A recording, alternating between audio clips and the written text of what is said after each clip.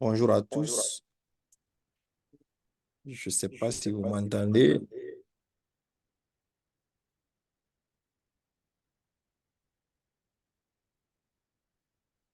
Ida, est-ce que tu peux répondre? Bonjour, moi je t'entends. Bonjour à tous, bonsoir à tous. Abdourahman, docteur Abdourahman, comment vous allez? Bonsoir, docteur Mo. Ouais, Ouais, bonsoir, Ida. bonsoir, Ida. Ida, tu peux voir, je Ida, crois tu que peux voir, il y a un il y a retour un retour sur le sur le son qu'on son qu'on émet. Ça fait émet, un ça fait un double double son là. son là. Euh, un instant.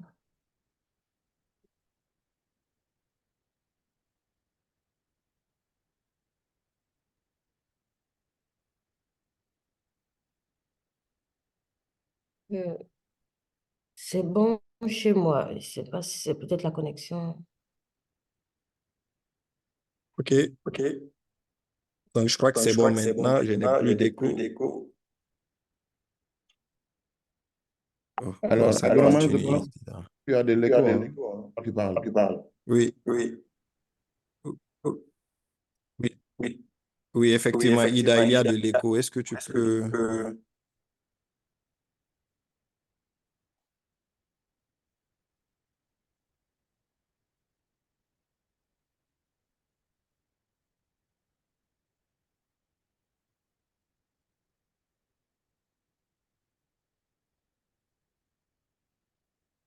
Ida, Stop. c'est bon de ton Ida, c'est bon côté? de ton côté? Oui.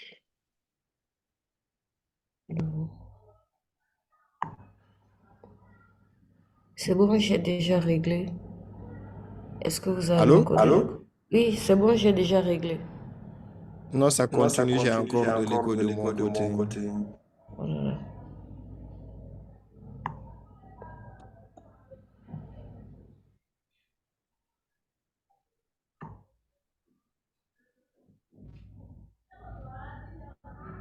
Allô, Ida? Oui, Allô? oui, tu m'entends? Oui, je crois que c'est bon. Je n'ai plus d'écho. Mort, c'est bon de ton côté? Oui, c'est bon, hein, je pense que tu n'as plus d'écho. OK. Désolé pour ce petit souci technique.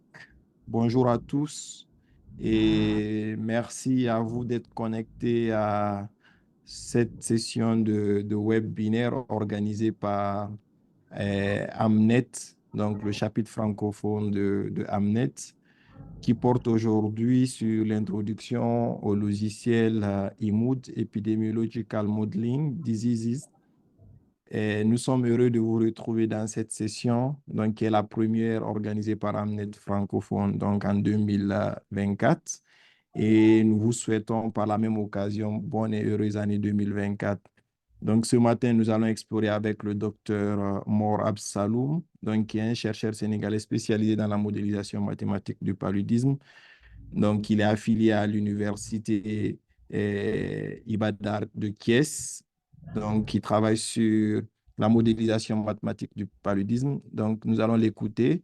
Dans cette session, il va nous présenter ce logiciel qui est utilisé pour effectuer des simulations mathématiques sur la propagation des maladies infectieuses, notamment le paludisme, ainsi que pour l'analyse donc de l'impact des politiques de santé et des stratégies liées à l'intervention donc de prévention et de prise en charge des cas de paludisme dans nos communautés. Donc, sans plus tarder, je vais passer la parole au docteur Moore, qui va rapidement, en 30 à 45 minutes, présenter le contenu de sa communication. Donc, il est prévu qu'on ait environ 10 à 15 minutes de discussion pour permettre aux participants de poser des questions.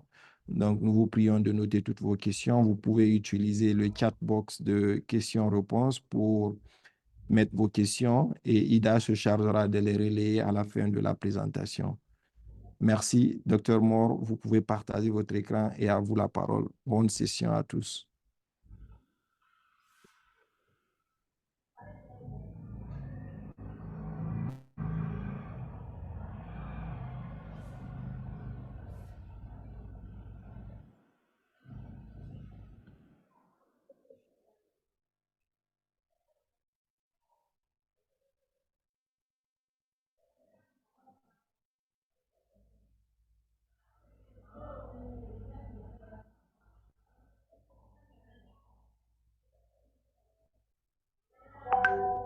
Allô? C'est bon? Vous Oui, m'entendez? oui, on a votre écran et on a le son. Allez-y. Voilà, c'est bon. Ok. Donc, je vais le téléphone. Alors, bonjour tout le monde. Bonjour Abdelrahman. Bonjour à tous les membres de Amnet. Comme Abdelrahman l'a dit, je suis le docteur Mourad Saloum. Je travaille dans la modélisation euh, du paludisme au niveau de l'Université Bederkam de Thiès. Et aussi, je suis aussi faculté dans le projet WAM4 au niveau du Sénégal. Et je travaille depuis le début du projet de WAM4 là-dessus et j'ai été aussi introduit au logiciel IMOD lors de ma dernière visite à l'université de Northwestern à Chicago dans l'équipe de de Dr. Jaline Gérardin sur la formation des professeurs sur la modélisation mathématique du palais. Donc, j'ai eu à travailler sur IMOD quand je suis allé là-bas. Et voilà, je crois que j'avais fait une présentation de cette introduction lors du workshop qu'on avait organisé à Thiès en décembre. Et là, aujourd'hui, je remercie aussi Amnet, tout le groupe d'Amnet à travers tout le community board, en fait, à travers Abdurrahman. Je vous remercie pour cette invitation et de m'avoir donné l'occasion de partager avec vous et de discuter avec vous du logiciel IMOD qui est actuellement utilisé pour la modélisation de quelques maladies, y compris le paludisme. Voilà. Donc, sans plus tarder, ma présentation en fait, je voulais juste préciser que j'utilise dans cette présentation mes propres slides, mais aussi j'utilise aussi des slides qui proviennent du programme de formation que j'ai participé l'année dernière, Chicago, New Malaria Team. Donc, des slides qu'ils ont préparés, je les utilise en plus de mes slides. Donc, je voulais juste attirer l'attention sur ça. Donc, sans plus tarder, je vais essayer de suivre ce plan dans ma présentation. Je vais parler de quelques types de modèles qui existent. D'abord, qui amènent à l'utilisation de eMode. Ensuite, on va faire une introduction à eMode, parler un peu de ce qu'est eMode et de regarder à peu près quelques aspects techniques et des outils d'eMode.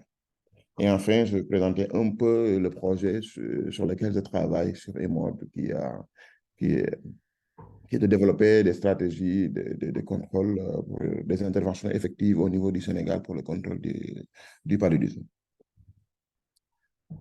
Donc, on va commencer par la première partie qui concerne les types de modèles. Donc, pour les types de modèles, je vais commencer par le- les modèles compartimentaux. Par exemple, l'exemple du SIR. Quand on parle de modèles compartimentaux, en fait, ça fait intervenir des compartiments. Par exemple, dans le SCR, qui a au moins trois compartiments, le compartiment des susceptibles, le compartiment des infectés et le compartiment des rétablis. Et que ces modèles-là comme je l'ai dit, en général, ça comporte au moins trois compartiments et sont souvent utilisés et où on représente vraiment l'état de l'infection ou de la maladie dans laquelle l'individu ou les animaux se déplacent au cours de la simulation. Donc, on peut le faire, ce modèle, pour les êtres humains, ou bien on peut le faire aussi pour les animaux, que ce soit le moustique, ainsi de suite. Donc, tout au long de la simulation, on essaie de savoir dans quel compartiment se trouve l'individu ou euh, l'animal. Et donc, c'est mis en place en utilisant les taux de transition qui sont exprimés au moins d'équations différentielles ordinaires. Et ça a l'avantage d'être facile à comprendre et à modifier. C'est-à-dire qu'on sait qu'est-ce qu'on fait, les susceptibles sont là, les infectés sont là, les établis sont là. Et chaque compartiment, on a une équation qui modélise le compartiment. Donc, c'est assez facile quand tu regardes, euh, même si quand tu commences à augmenter la modélisation, tu commences à ajouter des complications, à mettre le moustique, ainsi de suite, ça va être quand même un peu illisible en termes de schéma. Les inconvénients, c'est que les populations qui sont modélisées restent assez homogènes, et les structures sont simplifiées, c'est-à-dire que ce sont des choses assez simples qu'on est capable de modéliser. Alors, ce type de modèle, on les utilise quand? On les utilise pour des questions simples, comme je l'ai dit. C'est-à-dire essayer de trouver la dynamique de certaines maladies. Par exemple, une nouvelle maladie qu'on veut regarder. On veut étudier la dynamique des maladies dans les populations homogènes, l'exploration de nouvelles maladies. Donc, ici, par exemple, la COVID, quand elle est arrivée, beaucoup de personnes ont utilisé les modèles comportementaux pour les étudier. Donc, en général, c'est pour répondre à des questions simples. Comment ça évolue? Donc, euh, ces modèles-là, ces modèles comportementaux sont dans une catégorie qu'on appelle des modèles déterministes. Et maintenant, comme je l'ai dit, les modèles déterministes, ce sont des modèles facilement traçables, qu'on peut retrouver facilement. Ce sont des moyens de taux auxquels les individus passent d'une classe à une autre, c'est-à-dire d'un compartiment à un autre. Mais ce sont des modèles qui sont peut-être pas utiles pour les événements rares ou des petites populations.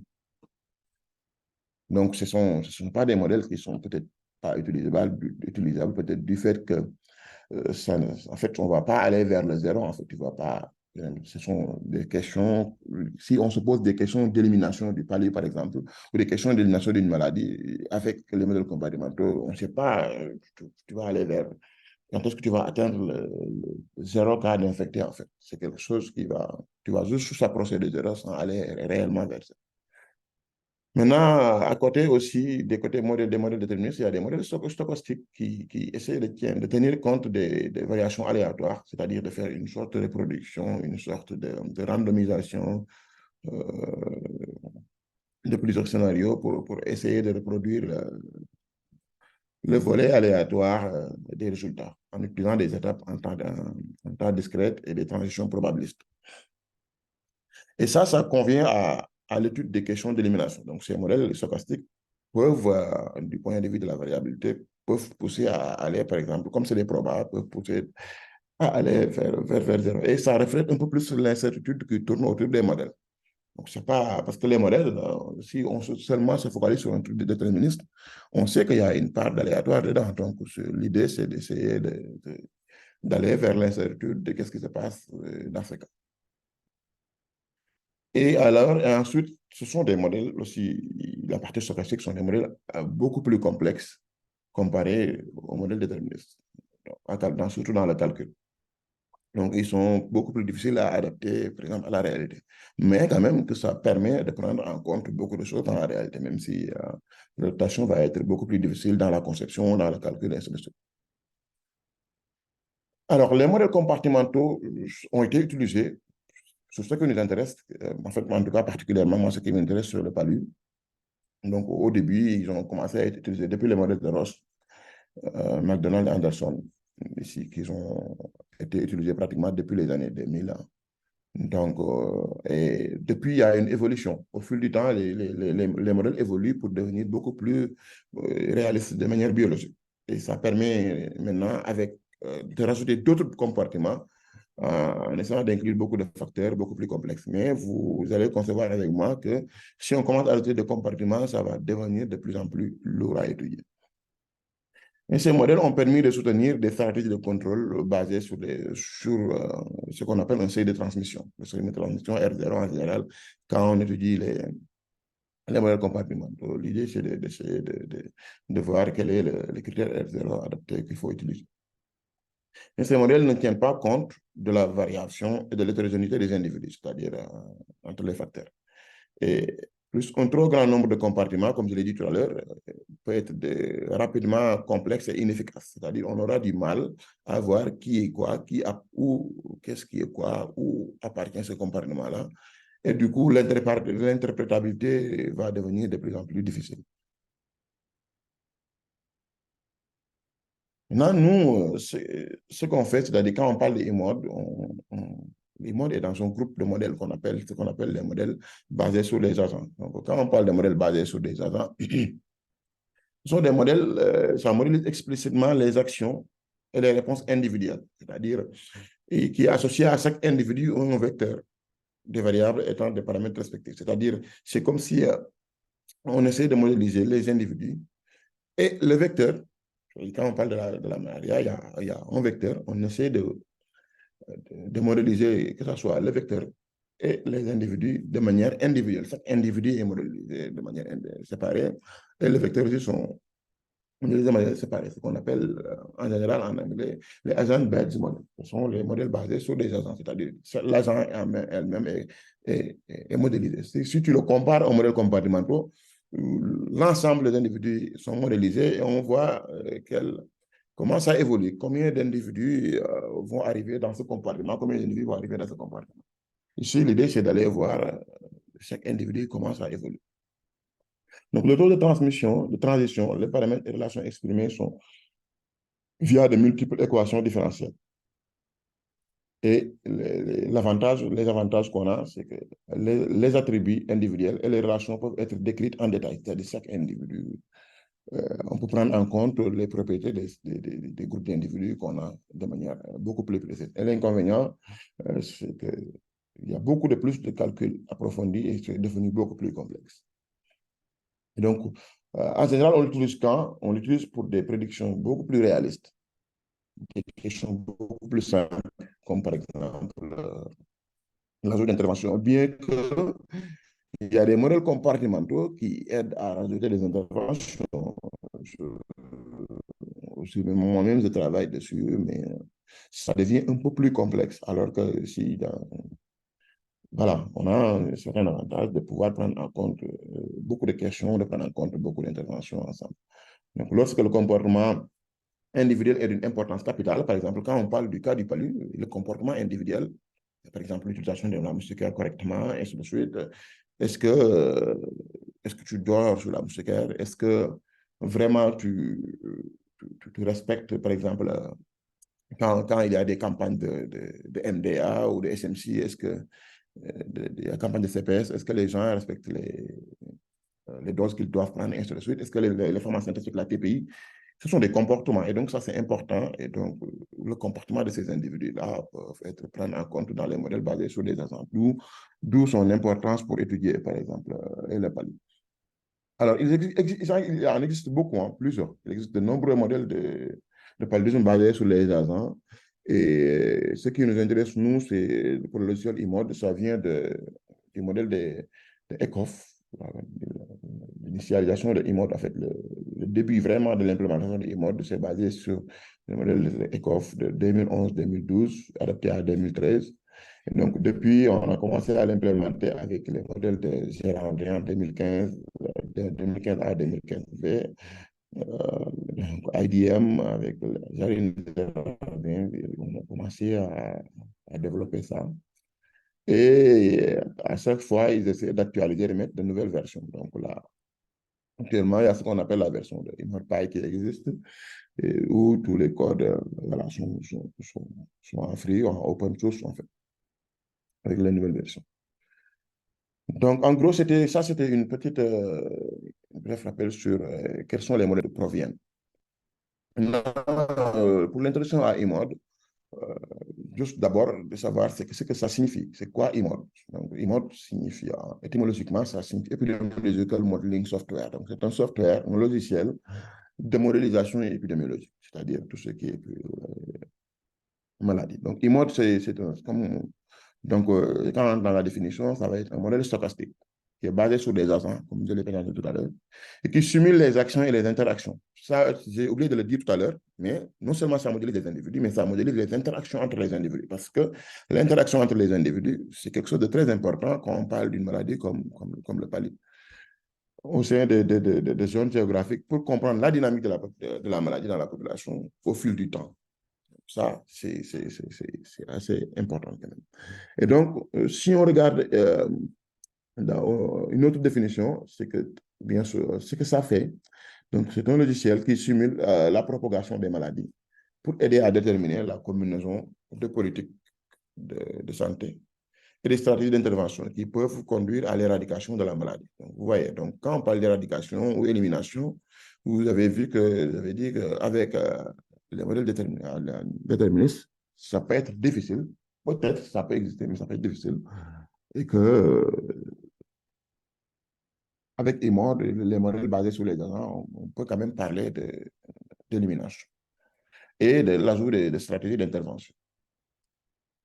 Et donc, je vous parle du palu depuis tout à l'heure, mais il n'y a pas que le palu qui est modélisé dans IMOD. Il y a d'autres maladies qui sont là. Il y a la tuberculose, euh, et le palu qui nous intéresse, qui est là, en passant par son vecteur, qui est le moustique. Il y a l'HIV, c'est-à-dire le VIH aussi, qui est modélisé. La typhoïde aussi est modélisée à travers l'environnement.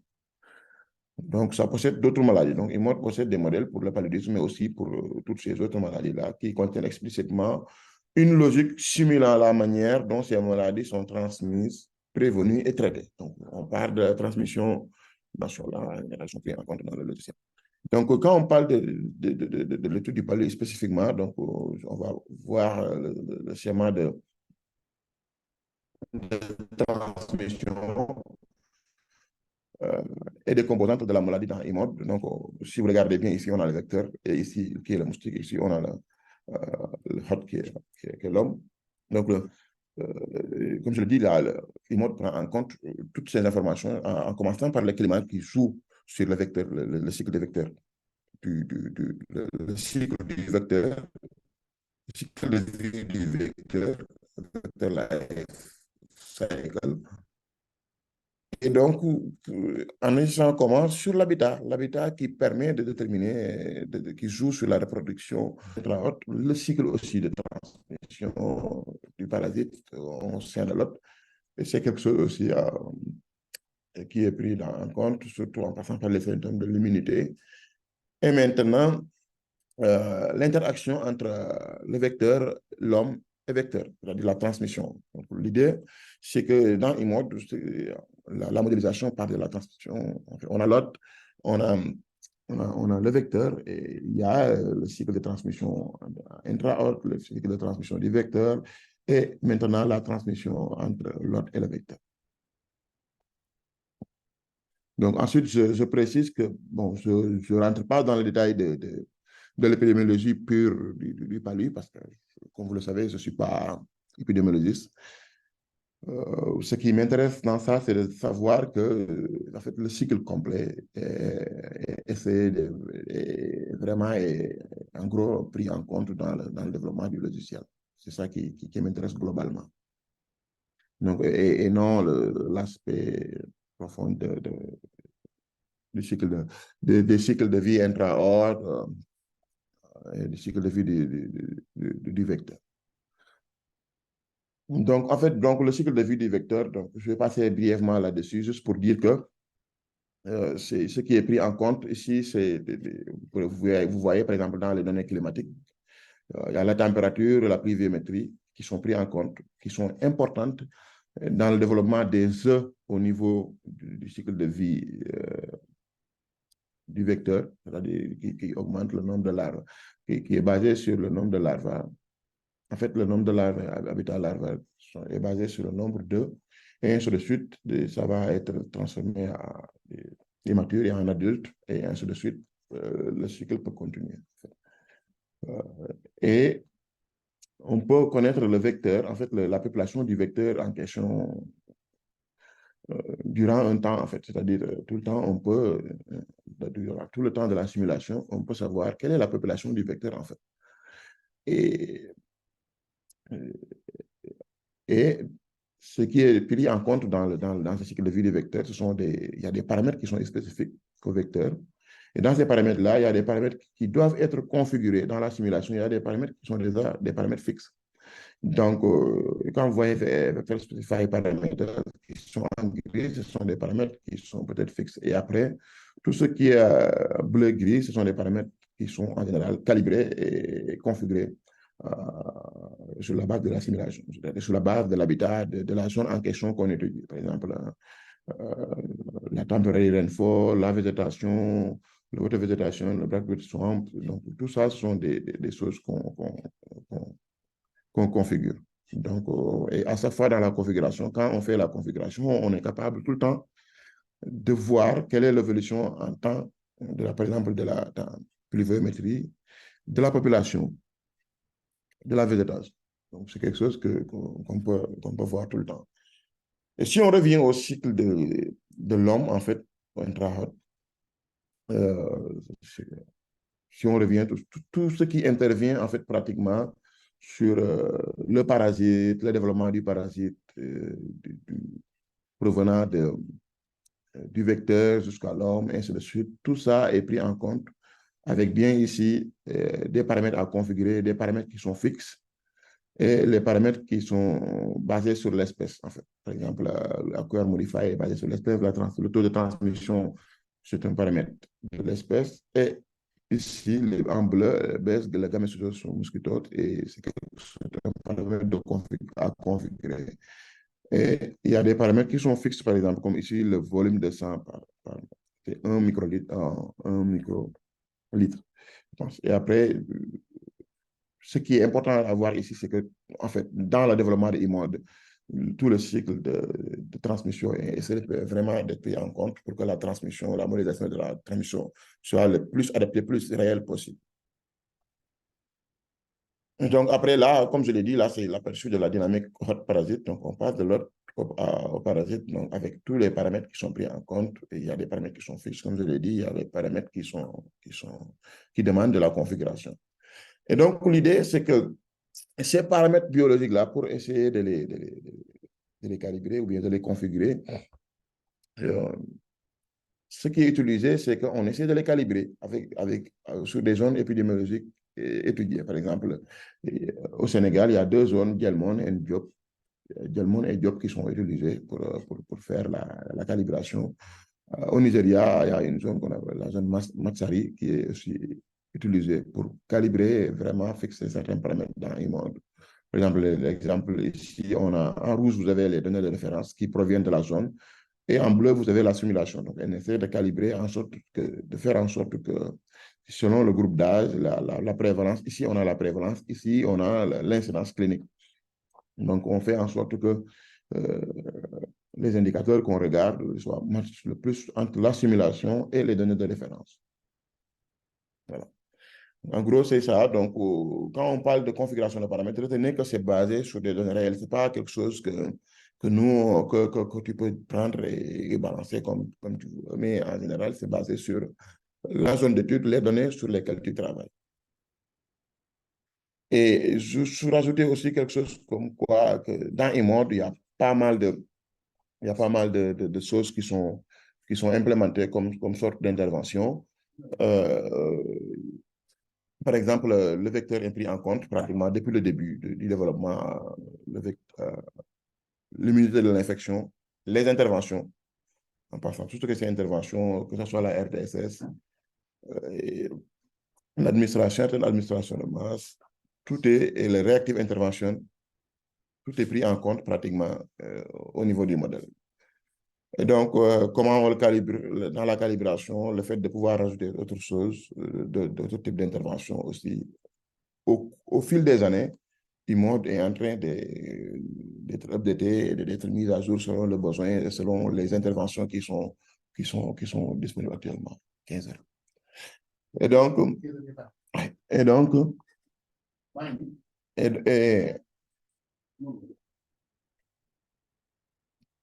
et donc, comme je le disais, au fil des ans, c'est en train d'être mis à jour. Par exemple, le vaccin RSS, aujourd'hui, c'est pas complètement fini, mais c'est en train d'être mis normalement. Je pense, en tout cas, dans la dernière version de eModPy que j'utilise, je suis pas sûr que le RSS est rajouté, mais c'est toujours en train, parce qu'il y a des développeurs qui travaillent dessus, qui essaient de le mettre à jour tout le temps. Donc, on va regarder brièvement l'aperçu technique des outils de eMod. Donc, ce qu'il faut retenir, c'est que il y a les données d'entrée, il y a les outputs, les sorties. Et à l'intérieur, entre les deux, il y a la partie simulation du logiciel. Donc, ce qu'il faut essayer de savoir, c'est que les codes sources, les codes pour la simulation, la majorité existent. Il faut juste calibrer, lui donner de très bonnes données d'entrée et essayer de comprendre les outputs, les sorties. Donc, les entrées, comme je l'ai dit, actuellement, comme je l'ai dit tout à l'heure, on utilise un mode PY. Donc, il faut créer ce qu'on appelle un fichier de simulation. Donc, dans le fichier de simulation, il faut créer un fichier de simulation qu'on définit vraiment qu'on configure. Donc, l'idée, c'est de configurer un fichier de simulation en lui disant tout ce qu'on veut faire dans nos simulations.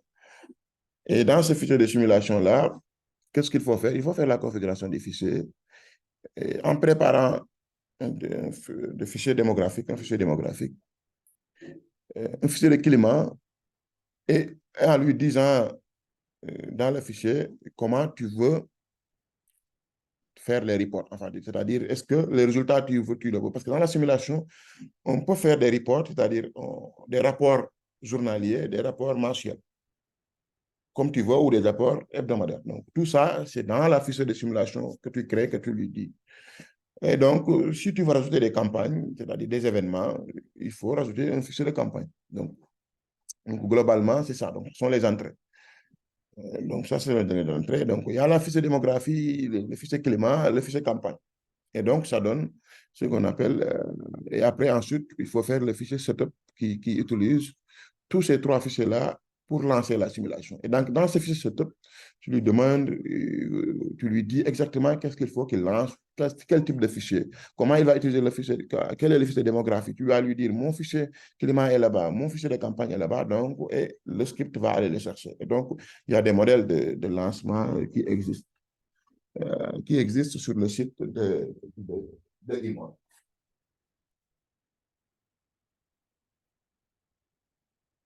Et donc, ensuite, après les données d'entrée, si vous lancez la simulation, alors pour la simulation, on a besoin d'HPC. Hein. Le HPC, c'est vraiment des high performance computers, c'est-à-dire des ordinateurs de haute performance en général. Ce sont des serveurs qu'on utilise. Donc, peut-être ce sera l'un des challenges. Bon, on verra dans la discussion qu'est-ce qui est peut-être intéressant de faire. Donc, après, vous avez ce qu'on appelle les fichiers output, c'est-à-dire les sorties. Donc, IMOD génère des fichiers de sortie. Mais malheureusement, en fait, et les fichiers de sortie que ça génère, c'est des séries temporelles. C'est-à-dire, comme je l'ai dit, tu peux avoir une sortie journalière, hebdomadaire, mensuelle, comme vous voulez, annuelle, tout ce que vous voulez. Pouvez aussi configurer la sortie pour avoir les sorties par stratification en stratifiant le groupe d'âge. C'est-à-dire, quand on parle du palier en général, on s'intéresse beaucoup à la population under 5 years, c'est-à-dire les gens qui ont moins de 5 ans. Et aussi, on peut faire des sorties qui sont en relation avec certains événements. En fait. Et donc, ce sont des types de sorties qu'on peut faire. Et à partir de ces sorties-là, on fait une analyse. En fait, on lance un autre script qu'on appelle un script analyzer, un script d'analyse qui est capable d'aller dans un fichier JSON, le fichier de type .json, pour aller les récupérer et de les transformer comme des fichiers CSV qu'on voit habituellement. Et à partir de ces fichiers CSV, vous pouvez faire des summaries de tables, des résumés de tableaux, des plots, tout ce que vous voulez. Mais retenez bien que l'idée de départ, c'est de donner les fichiers d'entrée avec le script du setup. Et à la fin, il faut lancer le script d'analyzer pour analyser les sorties. Et à la fin, vous vous retrouvez avec un fichier CSV que vous pouvez manipuler comme vous voulez, comme vous avez l'habitude de le faire avec vos fichiers. Et donc, bon, je vais passer brièvement sur les fichiers de configuration. Donc, le fichier de configuration permet de définir tout ce qui est paramètres essentiels du modèle. Donc, un peu de l'environnement informatique, où on va donner la durée de la simulation, les fonctionnalités, qu'est-ce qu'on voit, en fait, les caractéristiques de la maladie qu'on modélise, ainsi de suite. Tout ça, c'est là-bas qu'on le donne. Et le fichier démographique, c'est là où on explique un peu la taille de la population, quelle est l'hétérogénéité, risque, la connectivité, qu'est-ce qu'elle est la relation entre les populations, la distribution de l'immunité, de la susceptibilité. Est-ce qu'il y a des migrations? C'est à ce niveau-là qu'on le donne. Et certaines propriétés, en fait, pour la population. Et tout ce qui est propriété individuelle, c'est vraiment, par exemple, quand on regarde, par exemple, les femmes enceintes, il y a un groupe qui est ciblé, et cette information-là, c'est là-bas qu'il faut le donner, en fait.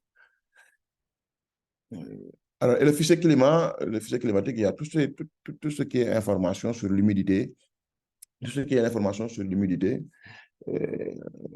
on peut le donner, c'est-à-dire le cycle de vie, d'alimentation des espèces, chaque type de climat, toutes ces informations-là, la température, la pluviométrie. Ce sont des fichiers climatiques qu'on peut aller récupérer au niveau de, par exemple, de la météo, et ainsi de suite. Donc, c'est quelque chose que vous pouvez aller récupérer. C'est pas en général, voilà, il y a des accès pour avoir accès, il y a des comptes, je crois, pour avoir accès à ces données, certaines données climatiques pour certains pays, mais euh, au cas où vous l'avez, vous pouvez les intégrer dans le fichier climatique. Donc, comme je le disais, ensuite, vous avez le fichier campagne, le campaign file. Alors, ça dépend. Qu'est-ce qu'on appelle campagne, en fait? Qu'est-ce qu'une campagne dans InMode? Parce que quand on parle de campagne, certains vont penser que c'est une campagne de distribution de ITN, par exemple. Non. Dans InMode, quand on parle de campagne, ce n'est pas une campagne d'intervention, c'est juste un événement. Donc, une campagne ici, c'est une collection d'événements qui utilisent des interventions pour modifier une simulation. Donc, on fait de la simulation. C'est ça ce qu'on appelle campagne. C'est différent de faire des campagnes d'intervention. Par exemple, première dose de CPS, ça c'est une campagne. C'est différent de comment on le voit au niveau de l'IMOD. Et donc, un événement de campagne est une action qui se produit à un mois précis ou plusieurs fois à des intervalles réguliers de temps. Par exemple, comme par exemple maintenant, le fait d'aller faire la CPS, une dose, deux doses ou trois doses, ça, c'est vraiment un événement, ce n'est pas une campagne. Voilà. Mais maintenant, l'intervention ou tout ce qui va autour de cette intervention est peut-être considéré comme une campagne. Quand on parle de fichier campagne, c'est tous ces types d'interventions-là qu'il faut préparer et les mettre dans ces fichiers-là. Donc, un événement de transition, je vais passer sur ça rapidement sur l'événement de transition d'État, juste pour préciser que les campagnes dans le cadre de IMOD spécifient souvent des interventions sanitaires, mais ce n'est pas limité seulement à ça. Voilà. Donc, dans le paramétrage de IMOD, on peut toujours rajouter, comme je l'ai dit, des interventions. Et les types d'interventions qu'on peut rajouter, il y a des interventions qui sont ciblées sur l'homme, les parasites à l'intérieur de l'autre et sur le vecteur. Donc, tout type d'intervention comme ça. Il y a des interventions médicamenteuses, il y a la vaccination, les insecticides et autres. Donc, tout ça, c'est pris en compte dans le logiciel et on peut le configurer au niveau du fichier de campagne et d'intervention. Donc, la stratégie de déploiement aussi est prise en compte dans InMode. Quand tu donnes une intervention, on peut préciser quel événement déclencher, qu'est-ce qui va déclencher la campagne, déclenchée par un événement, quelle est la limite de temps qu'on donne, quel est le réactif à d'autres événements. Ça dépend est-ce que ce sont des événements qui dépendent d'une saison, par exemple la distribution de moustiquaires qui se fait par exemple tous les 3 ans, qui est indépendant de la distribution de routine. Donc, c'est quelque chose que tu peux programmer, dire à IMOD, je distribue des moustiquaires tous les 3 ans, la couverture tous les 3 ans, c'est ça. Et ainsi de suite, il y a la distribution de routine qui est ça. Donc, quel groupe d'âge qui est ciblé, la routine de campagne, toutes ces informations-là, on peut les donner à IMOD. Et en plus de cela, par exemple, l'exemple du moustiquaire imprégné, l'efficacité évolue selon les années. Donc, l'intensité et la diminution de l'effet au fil des ans, tout ça, le PKPD est pris vraiment en compte dans le logiciel et on peut lui donner les informations. Le taux de couverture et la population cible aussi, je l'ai déjà dit, donc ça aussi, c'est pris en compte. Donc, si je reviens au rapport que IMOD extrait, c'est qu'après avoir passé à la configuration, il faut des reports, en fait, des sorties. Et comme je l'ai dit, dans le schéma, ça donne des rapports qui peuvent être demandés à IMOD afin d'extraire des données nécessaires à la question de recherche. Parce que pour avoir une réponse à la question, il faut simuler et sortir les résultats. Donc, les résultats sont basés sur les reports. Donc, il existe des rapports pour les hôtes, des rapports pour l'humain, des rapports pour le parasite et tu peux sortir aussi des rapports pour le vecteur. Et donc, on peut aussi préciser les délais, les intervalles d'agrégation temporelle. Ils peuvent être flexibles, ils peuvent être sélectionnés pour chaque rapport. Et le type de résultat aussi, le résultat de l'événement, le résultat du parasite, le résultat du vecteur peuvent être pris en compte. Et aussi, je l'ai déjà dit, la stratification par âge. Donc, je vais juste faire un bref tour de quelques utilisations de IMOD, quelques résultats qui ont déjà été utilisés par le groupe de Dr Jaline Gérardin de Nord-Esterne. Par exemple, la comparaison des séries chronologiques mensuelles de la prévalence et des cas de données d'études dans la population, tout âge confondu, qu'on a ici, qui est de Gérardin et al. De 2017, où ici, ils ont Ils ont essayé de rajouter la MTAT comme intervention, les différentes rounds, les différentes, comment dire rounds, les différentes doses, les différentes qu'ils ont pris en compte.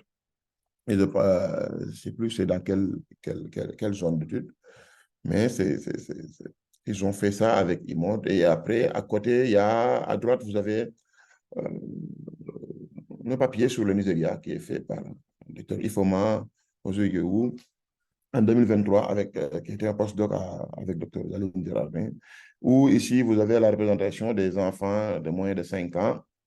Et ici, vous avez le PFP, c'est la prévalence des enfants de moins de 5 ans. Et ici, vous avez l'annuel incidence, c'est l'incidence annuelle.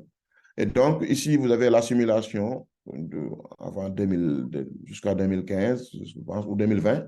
Et ensuite, ici, vous avez des scénarios. C'est-à-dire, ça donne des scénarios, différents scénarios. Et chaque scénario ici est précisé, selon basé sur le budget pré-taille, ainsi de suite. Est-ce qu'ici, on fait du SMC, ainsi de suite. Sur chaque scénario, on arrive à montrer quelle est la tendance, quelle est l'évolution de la prévalence du palu, quelle est l'évolution de l'incidence du palu. Alors, toujours avec ce groupe, ils ont aussi fait un peu d'études sur, depuis le jour d'infection, sur la transmission, par exemple, le taux d'inoculation, qui est le EIR, qui est basé vraiment sur qui est un paramètre fondamental pour la modélisation du vecteur. Donc, ils ont eu à faire ça en fonction du parasite, que ce soit actuel ou que ce soit les gamètocytes. Donc, ils ont réussi à travailler sur ça.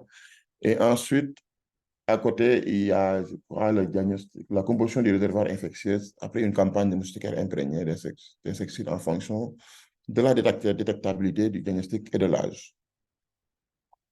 Un autre exemple, c'est ici les insecticides systématiques à longue durée d'action qui ciblent les personnes mobiles à haut risque pouvant conduire à l'élimination. Donc, où ici, ils ont donné le nombre de doses distribuées qui est la fonction. Et ça, c'est pas avec l'équipe de Gradin, c'est Selvaras et Al, qui est un autre groupe qui travaille qui travaille sur IMOD. Et là, vous avez les contrôles, là, vous avez les interventions, et vous avez la répartition des épisodes d'Ipali chez les enfants de moins de 5 ans, lorsque tous les enfants de plus de 5 ans ont bénéficié d'une intervention. Qu'est-ce qui se passe? Alors, si je reviens au fichier, juste de donner un exemple de comment ça marche, c'est que quand on a les fichiers input, les fichiers de données d'entrée, à quoi ça ressemble hein, quand on simule, quand on récupère les données Anaxim, vous voyez ici, les cas Anaxim temporary, ça c'est les données climat.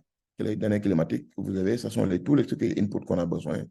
Et quand vous ouvrez, vous avez ce type de file, campagne.json, et vous avez ici, par exemple, dans une simulation, quand vous lancez l'expérience de simulation, vous vous retrouvez avec les résultats de ce type de fichier. Pour chaque simulation, vous avez ces résultats-là. Et donc, quand vous ouvrez un fichier, vous voyez bien les fichiers de campagne, les fichiers de configuration et les métadatas. Et basé sur ça, à la fin de la simulation, le sortie de eMode te donne des fichiers comme ça où il y a l'insect.json et le malaria summary report, c'est-à-dire les reports, que ce soit journaliers, mensuels ou hebdomadaires, qui sont donnés par ça, et les événements. Et donc, c'est à partir de ces fichiers-là qu'il faut lancer l'analyzer, le fichier d'analyse, qui permet d'aller, c'est le report ici, fichier JSON, pour sortir des fichiers CSV. Et à partir des fichiers CSV, on peut même faire des figures, des tableaux, et comme tout ce qu'on veut. Donc, globalement, tout cela est géré automatiquement par les outils de IMOD. Ce n'est pas quelque chose que vous êtes censé avoir, parce qu'il y en a peut-être qui vont se dire, mais qu'est-ce que c'est énorme ce qu'on est en train de regarder. C'est beaucoup de choses, oui. Mais en réalité, vous travaillez seulement sur 2 fichiers principaux, en fait, à éditer. Donc, elle essaie de donner le maximum de détails sur comment faire les choses. Donc, le premier fichier, c'est le fichier de simulation, qui permet de créer la simulation, définir les expériences, faire le setup, qui est basé sur des fichiers d'entrée. Les fichiers d'entrée, n'oubliez pas, c'est les fichiers de Kilema, les fichiers de campagne, ainsi de suite, ainsi de suite. Et il y a un autre fichier d'analyzer qui, à la fin de la simulation, permet d'analyser la simulation. Donc, le fichier d'analyse, le fichier de simulation et le fichier d'analyse pour créer le fichier CSV. C'est seulement ça qui, sur les deux fichiers-là que vous travaillez. Tout le reste est géré automatiquement par eMode. Si vous précisez bien ce qui se passe dans le fichier de simulation et l'analyse, à la fin, vous aurez vos résultats. Donc, comment eMode peut être utilisé pour répondre à différentes questions épidémiologiques? Par exemple, quel est l'impact prévu des interventions, subnationales, comment on dit subnationales, c'est-à-dire des interventions locales sur la mesure d'un pays ou différents groupes d'âge, ça peut exister. C'est comment les différentes couvertures, le déploiement ou la combinaison affectent l'impact des interventions ou comment les facteurs d'influence affectent l'impact de la nouvelle intervention dans les effets études. Et ils ont utilisé ça pour aller au Nigeria, par exemple, définir un modèle basé depuis 2010, 2000 jusqu'à l'année 2010 pour simuler tout ce qui se passait en se basant sur la température, la pluviométrie et tout ce qui est la prévalence qu'ils ont eu, l'utilisation de l'ITN pour calibrer un modèle. Et ensuite, rajouter des interventions qui ont eu à être effectuées entre 2010 et 2020 pour rajouter des interventions et valider leur modèle pour dire que maintenant c'est bon.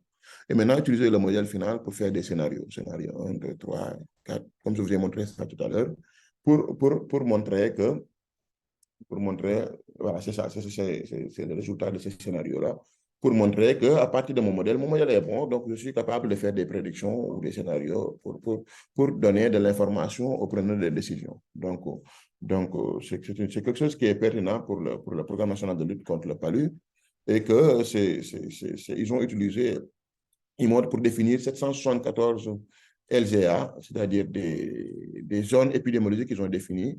Et les résultats, ça les a permis de faire des prédictions de l'année 2025 jusqu'à 2030. Et ça a vraiment été nécessaire parce que ça a permis d'améliorer le système de collecte de données. Et donc, bon, je vais passer rapidement sur le cas de chimie-prévention pérenne du paludisme sur lequel un doctorant ou un postdoc de Dr. Zaline Jardin a travaillé aussi, où ils ont essayé de rajouter le vaccin RTSS complémentaire pour rebooster le PMC.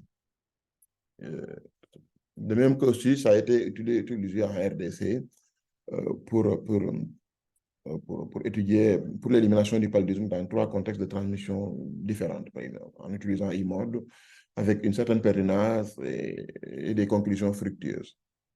Donc, moi, je vais parler rapidement, parce que là, on a épuisé le temps pratiquement, mais je vais parler rapidement du projet sur lequel moi, je travaille avec eMode au niveau du Sénégal. C'est essayer de mettre en place des stratégies effectives qui vont permettre de réduire la charge paludisme au niveau de la zone sud du Sénégal, qui concentre pratiquement environ 90% de la charge paludisme du Sénégal.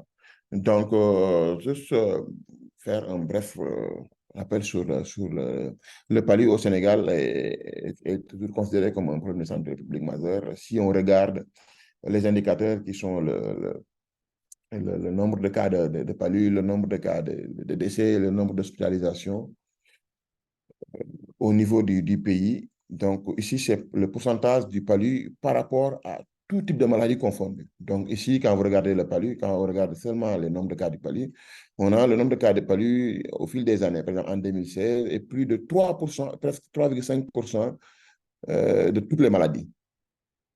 Et donc, vous regardez l'année 2018, on a presque 5% de toutes les maladies qui sont des cas de palu, qui sont des cas de palu comparés à toutes les maladies. Et quand on regarde les décès, c'est pratiquement la même tendance avec des chiffres un peu plus bas. Et les hospitalisations aussi suivent à peu près la même tendance. Donc ça montre un peu que c'est vraiment un problème de santé publique majeur. Mais que depuis 2004, le Sénégal, le Programme national de lutte contre le palu au niveau du Sénégal a déployé beaucoup de stratégies pour essayer d'interrompre la transmission. C'est-à-dire, depuis 2004, ils ont commencé par la TPI Pharmacentre, qui a été introduite en 2024, et la distribution de ITN, c'est-à-dire de moustiquaires, depuis 2010. Et en même temps, ils ont introduit la ARS, qui est l'aspiration intradomiciliaire. Et aussi la SMC, la CPS, est vraiment où, depuis 2014, où le Sénégal est l'un des pays qui vraiment a fait des avancées là-dessus. Et actuellement, il y a une étude pilote de la Mass Drug Administration au niveau de la zone sud que j'étudie. C'est juste toutes ces interventions-là sont introduites par la NMCP ou bien le PNLP. Et ils ont vu que l'incidence, en fait, ça pousse le pays à être d'avoir excusez-moi, une incidence assez hétérogène. La carte du pays est assez hétérogène parce qu'au nord, pratiquement, il y a presque plus rien. C'est une low incidence au nord. Et au centre, il y a certains hotspots et c'est de l'incidence intermédiaire. Mais le sud, ça reste la zone rouge où la prévalence est de 7% environ euh, en 2022, selon le rapport de PMI 2022. C'est 7% et 3%, englobe plus de 98% de la charge valide du pays. Et donc, l'idée, maintenant, mon objectif, c'est de développer un modèle mathématique, un framework, c'est-à-dire un framework en utilisant à avoir une réduction de la charge de Paris et aller ensuite à l'élimination de la zone sud. Et qu'est-ce que j'essaie le framework de mode que j'utilise, c'est que j'utilise un baseline modèle, c'est-à-dire un modèle de base euh, pour simuler l'immunité de la population en prenant en compte la, la température, la pluviométrie, les vecteurs d'abondance et tout ce qui va avec. Et ensuite, je rajoute les interventions pour capturer leur effet, les interventions qui ont eu dans la période de 2004 à 2022, que ce soit ITP, Gas Management, la distribution de musculaire, SMC et la ARS, pour calibrer sur la prévalence qui est donnée dans les enquêtes EDS, c'est-à-dire dans les surveillances, dans les enquêtes DHS en fait. Les enquêtes EDS, par exemple, pour le Sénégal, on a les enquêtes EDS de 2010, 2012, 2014, 2015, 2016, 2017. Donc, avec ces enquêtes, on arrive maintenant à calibrer notre modèle. Et avec le modèle qu'on trouvera ici, on mettra en place différents scénarios de 2023. Bon, quand je travaillais, c'était en 2023. Donc, l'idée, c'est de faire de l'année 2023 à 2030 des différents scénarios qu'on va proposer au PNLP pour le dire. Vous utilisez chaque scénario, ça fait ça, cet scénario, ça fait ça. Pour voir qu'est-ce qui va être plus intéressant pour eux. Et donc, quand on met le business, ça, c'est un exemple de figure qui a été effectué à partir de sorties de e-mode. Le fichier CSV, le fameux fichier CSV, que je disais que vous pouvez l'avoir. Ça, c'est la population des vecteurs de moustiques dans les trois zones du sud, Kédougou, Kolda, Tamba. Ça, c'est le nouveau cas clinique. Et là, on a la population dans les trois zones. Et là, c'est le pourcentage d'individus infectés. Et donc, pour l'implémentation des interventions, pour le moment, les données que j'avais prises, la majorité, il y en a qui proviennent de Malaria Atlas Project pour le ARS, pour le SMC, c'est professeur Jean-Louis, le PI du projet AM4 qui pilote le projet, donc on a toutes les données. Donc, pour la distribution de moustiquaires imprégnés aussi, on l'a dans Malaria Atlas et on l'a aussi dans DSS. Et la TPI femme enceinte, on l'a aussi dans les routines d'État, dans les données de routine. Et le cas management, on l'a du Malaria Atlas. Et pour ça, qu'est-ce qu'on fait? La première chose qu'on a fait, c'est qu'on a essayé de calibrer la saisonnalité. Essayer de calibrer la saisonnalité en faisant quoi? En prenant les données de routine, c'est-à-dire le nombre de cas qu'on a mensuellement sur 10 ans, en faisant la moyenne, on essayait de le comparer de ce qu'on obtient du fichier simulé, c'est-à-dire les données simulées. Donc ici en bleu, on a les données simulées et en rouge, c'est les données de routine qu'on observe au niveau du pays. Et on a fait en fixant différentes valeurs de paramètres de température, de végétation, et essayer de les faire varier sur plusieurs paramètres et en prenant la simulation qui sort la plus grosse corrélation en fait, entre les données de routine et les données simulées. Donc ici, si vous regardez bien, les données de routine et les données simulées s'approchent un tout petit peu. Donc, on arrive à approcher vraiment. Ça donne une idée que notre simulation avance. Donc, on arrive à capter la saisonnalité. Et ensuite, pour finir la calibration, on essaie de, comme je l'ai dit ici tout à l'heure, en utilisant les données DSS, le PFPR, c'est-à-dire la prévalence, on essaie de calibrer la prévalence sortie par nos simulations et la prévalence des données qui sont sorties dans les enquêtes EDS. Et ça nous donne la valeur optimale du nombre de larvae qui est disponible et qui finalise la calibration du modèle. Et donc, à partir de ces modèles, l'idée c'est d'essayer de rajouter maintenant des scénarios, de définir des scénarios en discutant avec le PNLP et aussi de calculer en se basant sur ces différents scénarios, sur chaque scénario, de calculer le nombre de cas avertis, c'est-à-dire le nombre de cas qu'on aurait pu éviter en mettant en place tel scénario. Et essayer, et ça, tout ce que j'ai fait sur la calibration, j'ai oublié de le préciser que c'est seulement pour le moment dans la région de Kédougou. Maintenant, après la fin de ça, c'est maintenant d'arriver sur les deux autres régions, qui sont la région de Tambacounda et la région de Kolda. Et à la fin, la partie un peu plus difficile, on pense que cette zone, on arrive à contrôler le palu dans toutes les autres zones du Sénégal, mais cette zone est vraiment frontalière à beaucoup de pays où le Sénégal est un peu en avance par rapport à eux sur le contrôle du palu. Par exemple, ici, vous avez sur la Guinée-Bissau, le Mali, la Gambie, peut-être, on ne sait pas. Moi, je ne sais pas exactement comment je ne maîtrise pas le contrôle du palu dans ces pays.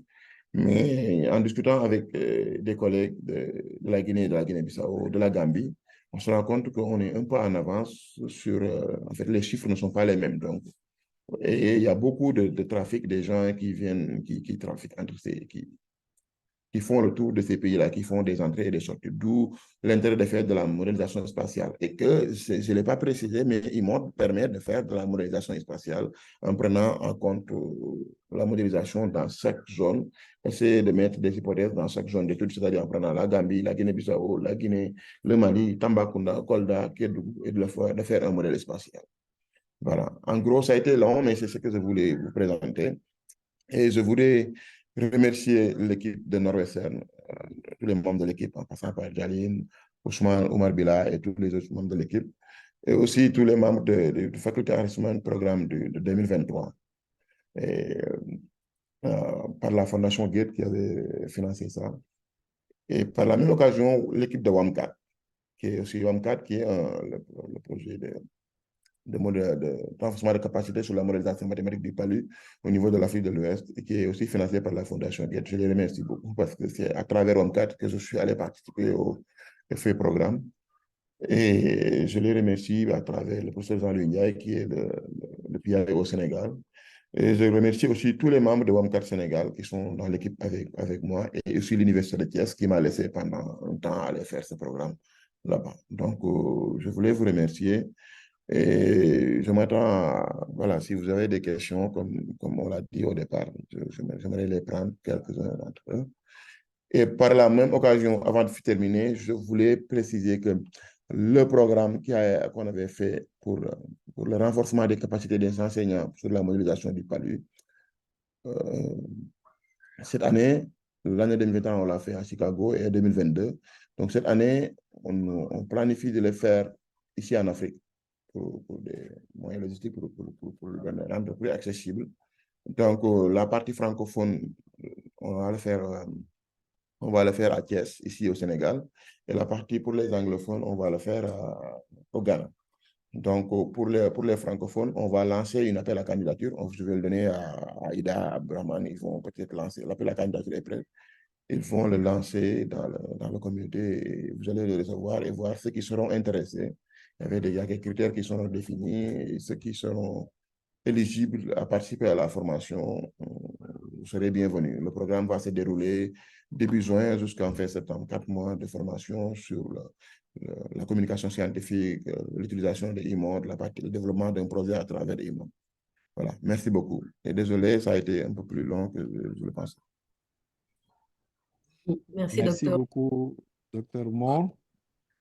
Et ça a été très intéressant et nous vous avons suivi avec beaucoup de passion. Et il y a eu quand même un certain nombre de questions qui ont été posées par les participants. Donc, je vais rapidement donner la parole à Ida qui va relayer ces questions avant peut-être de clôturer la session. Ida, à toi. Merci. Merci, docteur Abdourahmane. Merci encore une fois de plus au docteur Mo pour sa brillante présentation.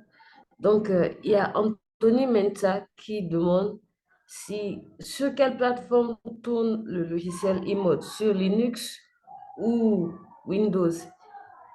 Si, si le logiciel eMode tourne sur les deux plateformes, laquelle vous lui conseillez? Ouais. Je réponds d'abord avant de passer à l'autre question, c'est ça? Oui, vous pouvez y aller. Ouais. Alors, le logiciel Imode tourne sur toutes les plateformes, hein. Ça peut tourner sur Windows, sur Linux, sur Mac. Voilà, donc ça, ce n'est pas un problème. Il faut juste savoir que la base de Imode, c'est juste des codes Python. C'est des codes Python et il y a des codes de Bash, il y a des trucs de Bash, du Bash. Mais le code Bash, le fait de faire le fichier setup, le fichier de lancement de simulation, va s'occuper de ce qui va se passer dans la base, normalement. Donc, c'est des bases. Dans toute plateforme où vous pouvez lancer le code Python, vous pouvez lancer Imode là-bas. Maintenant, le challenge va être le HPC, c'est-à-dire le High Computer Performance. Il faut avoir des ordinateurs de très haute performance. En général, ce sont des serveurs qu'on utilise. Donc, je pense que le vrai challenge va être à ce niveau. Merci. OK. La prochaine question est de Abdourahmane Bari qui demande comment installer eMode. Alors, je dirais, ce n'est pas l'installation de Imode, c'est pas compliqué, c'est plutôt des configurations à faire pour mettre en place le script. Mais il y a c'est pas un logiciel, je ne sais pas comment dire, c'est pas un fichier que tu double-cliques et que tu as ton logiciel qui est déjà installé dans ton ordinateur. Non. Ça ne marche pas comme ça. Il y a tout un tas d'étapes qu'il faut suivre, que si vous êtes intéressé, vous pouvez prendre contact avec moi ou bien les membres que j'ai cités ici qui ont eu à travailler avec ça. Ou bien directement sur le site de IDM où j'ai développé eMode, vous aurez qu'est-ce qu'il faut faire, ainsi de suite pour l'installer. Mais ce n'est pas un fichier prêt que tu double-cliques ou bien pour dire que je clique sur ce fichier et je l'installe, c'est fini. Non, c'est pas ça. Mais il y a une procédure quand même d'installation que une fois fait, c'est terminé. Mais je pense que ce n'est pas une bonne idée de l'installer dans un ordinateur. Voilà. C'est difficile d'avoir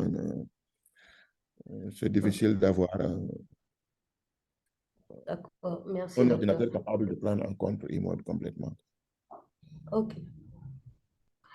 Il y a Franck Dongmo qui demande est-ce que eMode marche pour des modèles EDP? Alors, la modélisation théorique des modèles EDP, je ne suis pas sûr. Je ne sais pas. Je pense pour cette question, je ne vais pas être capable de répondre tout de suite.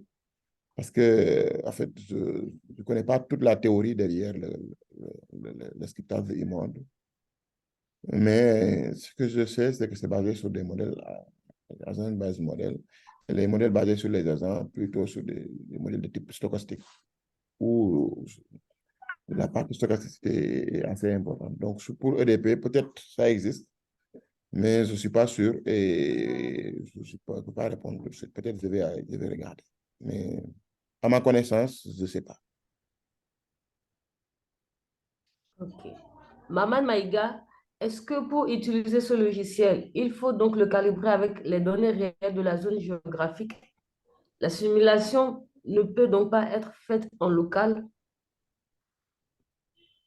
Alors, ça dépend de la question, parce que ici, quand on parle d'utilisation de zones géographiques, ça permet, comme je l'ai dit ici, vous avez besoin d'avoir un modèle qui reflète la réalité. Donc, si vous voulez avoir un modèle qui reflète la réalité, il faut essayer de s'approcher le plus à la réalité. C'est ce que j'ai essayé de faire ici. C'est-à-dire, la saisonnalité, j'ai essayé de m'approcher le plus à la réalité de la saisonnalité dans ma zone d'étude. Et par exemple, si je change de zone d'étude, je vais à Dakar, par exemple, c'est pas pareil. Ça ne fonctionne pas comme ça. Donc, vous avez le plus besoin possible d'avoir des données réelles sur lesquelles calibrer votre modèle pour pouvoir reproduire la réalité. Parce que quand on prédit, on s'attend à prédire de très bons résultats qui se rapprochent de la réalité. Et pour ça, il faut d'abord que le modèle en question que vous calibrez soit proche de la réalité. OK. J'espère que le docteur a répondu à vos questions. C'était la dernière question que nous avons pu récupérer du chat. Donc, Oui. docteur Abdourahmane, je vous passe la parole. Merci beaucoup, Ida, et merci à Maur vraiment pour sa disponibilité, pour avoir travaillé sur les préparatifs de cette session qui quand même était très riche en termes d'informations, qui nous permet d'apprendre beaucoup sur ce logiciel. Je vois qu'il y a beaucoup de questions qui arrivent encore dans le chat. On n'aura pas le temps de poursuivre la session au-delà de cette heure-là. Il était prévu une session de 1 heure, donc on a dépassé de 15 minutes. Je crois qu'on va s'arrêter ici. J'ai mis déjà dans le chat un lien donc, qui va vous orienter vers le site de IDM avec tous les détails sur ce logiciel.